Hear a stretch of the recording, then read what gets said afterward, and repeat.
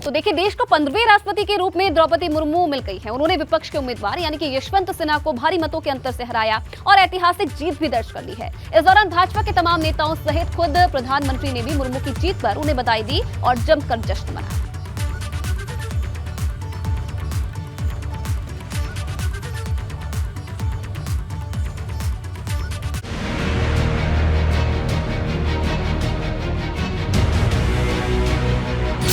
द्रौपदी मुर्मू ने रचा इतिहास, रायसीना की परीक्षा में फर्स्ट डिवीजन पास।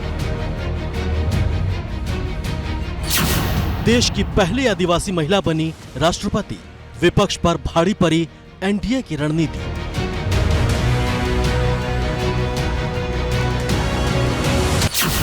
क्लास की मॉनिटर से लेकर देश की मॉनिटर बनने का सफर। रायसीना की रेस में देश को पहला आदिवासी राष्ट्रपति मिल चुका है। द्रौपदी मुर्मू ने 15वें राष्ट्रपति की अग्नि परीक्षा ऐतिहासिक रूप से पास कर ली है। ये जीत वाकई ऐतिहासिक थी, तभी तो भाजपा ने इसे खुशी जाहिर कर ही नहीं बल्कि किसी बड़े त्योहार की तरह जमकर जश्न मनाया। राष्ट्रपति चुनाव को लेकर बीजेपी ने ऐसी रणनीति तैयार की कि विपक्ष की सारी रणनीति धरी की धरी रह गई। बीजेपी ने जो रणनीति तैयार की उसमें विपक्षी दलों में सेंधमारी हुई, क्रॉस वोटिंग हुई और उसी का नतीजा रहा कि द्रौपदी मुर्मू जो एनडीए की कैंडिडेट थी उन्हें भारी मतों से जीत हासिल हुई। अगर केवल सांसदों के वोटों की बात करें तो उसमें ही द्रौपदी मुर्मू को 72% वोट मिले। और अगर उत्तर प्रदेश की बात करें जहां के विधायकों के वोट की वैल्यू सबसे ज़्यादा रही, तो यहां पर भी बीजेपी ने रणनीति जो तैयार की उसके आगे विपक्ष फेल ही नजर आया। राष्ट्रपति चुनाव में कुल 4,754 वोट पड़े, जिसमें से द्रौपदी मुर्मू को 2,824 वोट मिले, जबकि विपक्ष के उम्मीदवार यशवंत सिन्हा के खाते में कुल 1,877 वोट ही आए। दोनों के वोटों के कुल मूल्य की बात करें तो द्रौपदी मुर्मू के वोट का मूल्य 6,76,803 रहा, जबकि यशवंत सिन्हा के वोटों का मूल्य 3,80,177 रहा। इस दौरान काउंटिंग में कुल 53 वोट अवैध पाए गए। वोटिंग परसेंटेज के हिसाब से देखें तो मुर्मू को कुल 64.03% वोट मिले, जबकि यशवंत सिन्हा को 35.97% वोट मिले। इस दौरान कई सांसदों और यूपी समेत कई राज्यों के विधायकों ने क्रॉस वोटिंग भी की। विपक्ष के 4 विधायकों ने क्रॉस वोटिंग की, जबकि 3 विधायकों के वोट इनवैलिड घोषित हो गए।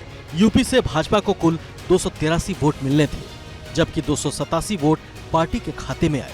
उधर यशवंत सिन्हा को 118 वोट मिलने चाहिए थे, लेकिन उन्हें 111 वोटों से ही संतोष करना पड़ा।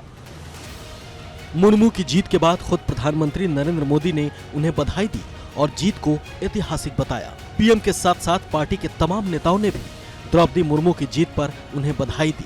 हालांकि बाद में विपक्ष के उम्मीदवार यशवंत सिन्हा ने भी ट्वीट कर मुर्मू के विजयी होने पर उन्हें बधाई दी। उन्होंने ट्वीट में लिखा, राष्ट्रपति चुनाव 2022 में विजयी होने पर मैं श्रीमती द्रौपदी मुर्मू को बधाई देता हूं। देशवासियों को उम्मीद है कि 15वें राष्ट्रपति के रूप में वो बिना किसी भय या पक्षपात के संविधान के संरक्षक के रूप में जिम्मेदारी निभाएंगे। आपको बता दें कि 2 दिनों बाद यानी 24 जुलाई को निवर्तमान राष्ट्रपति रामनाथ कोविंद का कार्यकाल खत्म हो रहा है। लिहाजा प्रधानमंत्री नरेंद्र मोदी आज उनके फेयरवेल डिनर की मेजबानी करेंगे, जिसमें कई मंत्रियों समेत बुद्धिजीवी भी शामिल होंगे।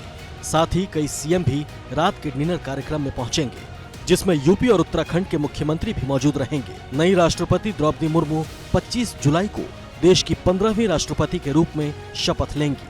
Bureau report, ABP Ganga.